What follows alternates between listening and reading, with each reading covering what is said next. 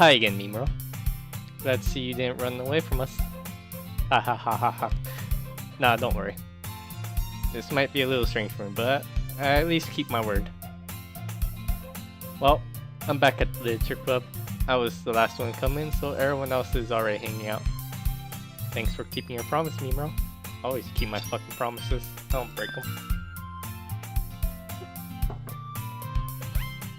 Few exceptions. I hope this isn't too overwhelming of a commitment for you. I just had to write a poem. Like, it's not the hardest thing in the world. Literally just write what goes on in your head, express yourself and all that shit. Making you dive headfirst into literature when you're not accustomed to it. Oh, come on, like he deserves any slack. You listen here, you little shit. Sorry, you told me you didn't even want to join in any clubs this year. With good goddamn reason, cause then people like you are around. And last year too. Again, another reason. I don't know if you plan to just come here and hang out or what. But if you don't take us seriously, then you won't see the end of it. Natsuki, you certainly have a big mouth for someone who keeps her manga collection in the club room.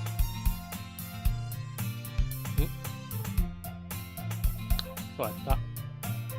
Natsuki finds herself stuck between Monica and Mango.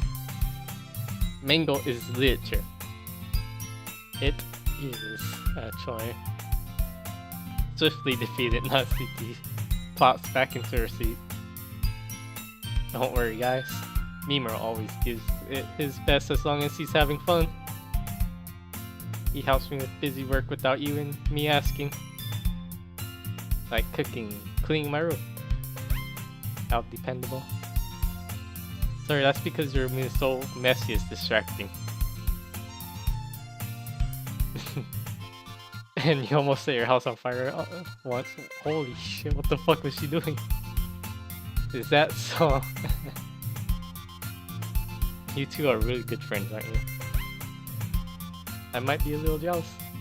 How come you and Mimuro can become good friends too?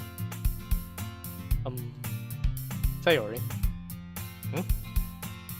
As usual, Sayori seems oblivious to the weird situation she put me into.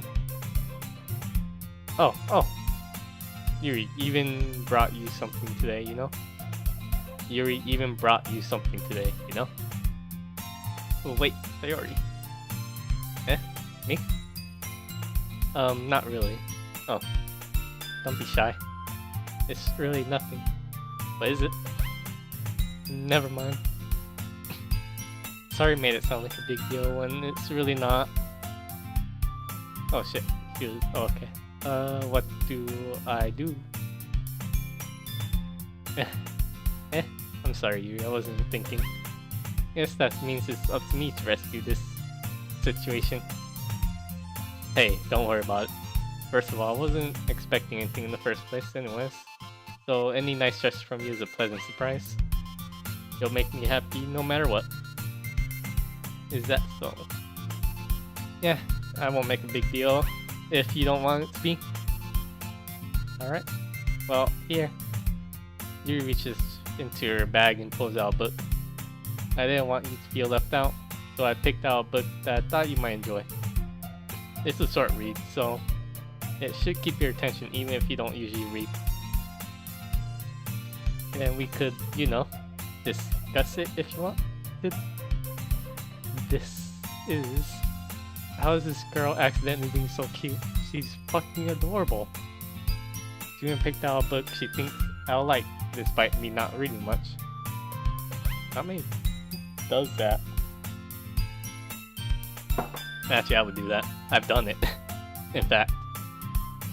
Here, thank you, I'll definitely read this. I enthusiastically take the book. Phew.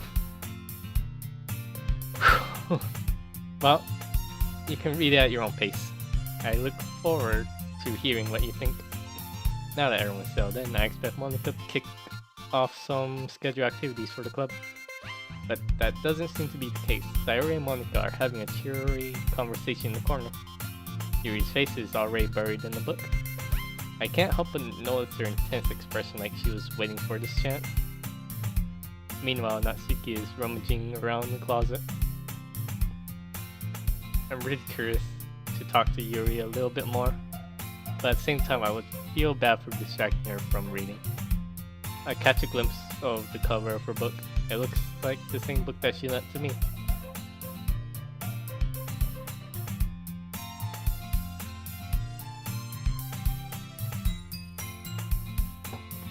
It looks like the same book she lent to me. Did she like literally go out, buy like a copy of the book and then like give me one so that I can read it? And then she can also read it and then we can discuss it later. Is that what just happened? That's commitment. More than that, she seems to be on the first few pages. She fucking did! Ah, crap. I think she knows me looking at her. She sneaks another glance at me, and our eyes meet for a split second. But that one makes her hide her face deeper in her book. Sorry. I was just spacing out. I muttered this, sensing I made her uncomfortable. Oh, it's fine. If I was focused, then I probably wouldn't have noticed in the first place. But I'm just rereading a bit of this, so... Oh, rereading. Fuck ow. Yeah. That's the book that you gave me, right? Mm-hmm. I wanted to reread some of it first. Reread some of it. Goddamn. Not for any particular reason, I'm sure. Just curious how... I fucking did the same exact thing. Just curious, how come you have 2 copies of the same book? Well, when I stopped at the bookstore yesterday... that's not what I meant. I mean... I just happened to buy 2 of them. I see.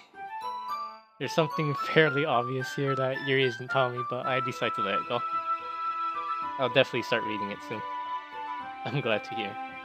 Once it starts to pick up, you might have a hard time putting it down.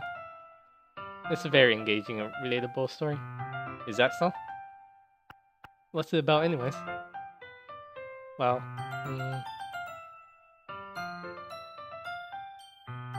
the book is titled Portrait of Makarov. There's an ominous looking eye symbol on the front cover. Alright. I just wanted to make sure I don't accidentally give anything away. Basically, it's about this girl in high school who moves in with her long-lost younger sister. But as soon as she does, her life gets really strange. She gets targeted by these people who escaped from a human experiment prison, and while her life is in danger, she needs to desperately choose who to trust. No matter what she does, she ends up destroying most of her relationships and her life starts to fall apart. That's kind of dark, isn't it? I would fucking read the shit out of that. Yuri made it sound like it was going to be a nice story, so that dark turn came from nowhere.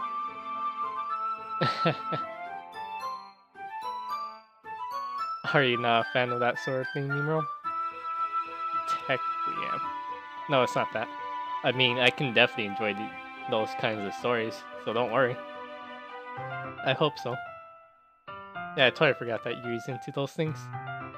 She's so shy and reclusive on the outside, but her mind seems to be completely different. It's just that those kinds of stories, they challenge you to look at life from a strange new perspective, right? When horrible things happen, not just because someone wants to be evil, but because they have their own goals or their own philosophy that they believe in. And then suddenly, when you thought that you relate to the protagonist, they're made out to be the naive one that for letting their one-sided morals interfere with the villain's plans. I'm rambling, aren't I? Not again. I do the same thing. I'm sorry.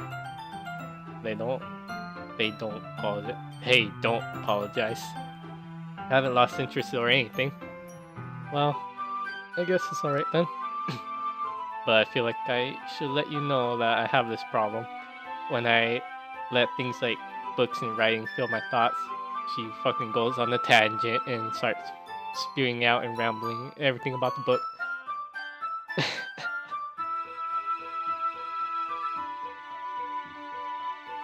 Trinity, who fucking let you in this game?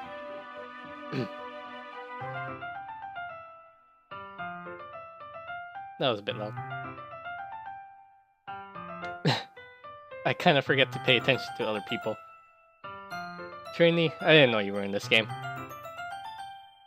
So I'm sorry if I end up saying something strange. And please stop me if I start talking too much. It's fine. I don't know why people freak out about that. It's funny to watch. To listen to people go on about what they like. Incredibly entertaining to watch people go on enthusiastically about what they're interested in and what they like. I really don't think you need to worry.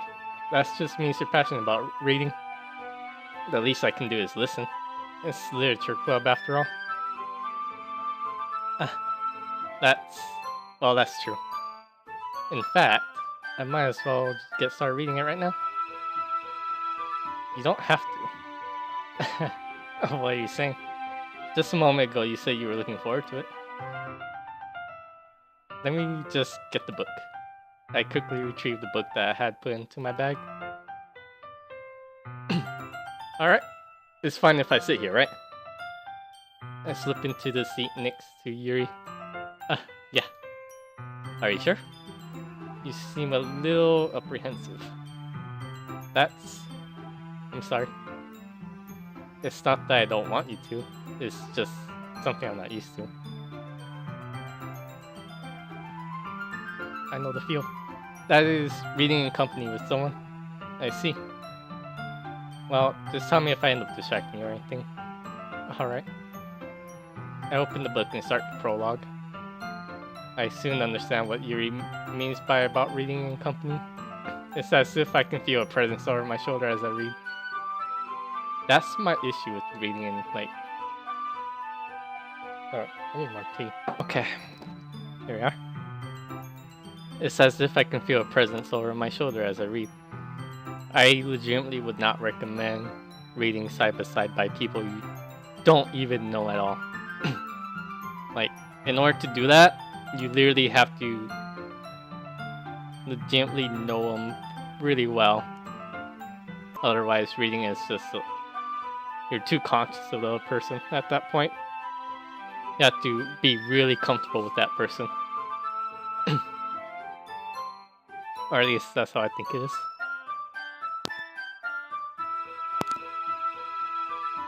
It's not particularly a bad thing. Maybe a little distracting, but the feeling is somewhat comforting. Yuri's in the corner of my eye. I realize that she's not actually looking at her own book. Did my internet just like pop up again?